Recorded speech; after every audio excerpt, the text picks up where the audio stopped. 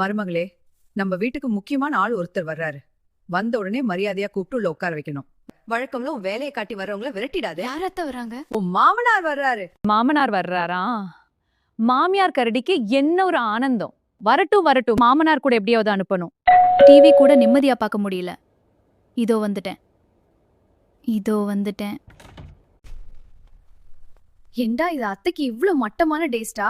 வாங்க மாமா, வாங்க உள்ள வந்து உட்காருங்க. இதோ வர்றேன். நீ இவ்ளோ அன்பா கூப்பிடும்போது வராம இருப்பேனா? மாமா என்ன குடிக்கிறீங்க? பிராண்டி, விஸ்கி, ராம் எது தந்தாலும் குடிப்பேன். ஆனா பீர் மட்டும் வேண்டாம். செருப்பு பிஞ்சிடும். இருக்கட்டும் இருக்கட்டும், எதுக்கு தேவையில்லாம அதை பிச்சுக்கிட்டு. மாமா இன்னைக்கு அத்தை கூட்டிட்டு போயிடுங்க. அவன் தான் கூட்டிட்டு போயிட வேண்டியதுதான். அவ அழகா இருப்பாளா? செருப்பு.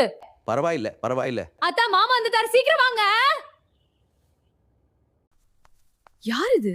எதுக்கு இவரை உள்ள உட்கார வச்சிருக்க?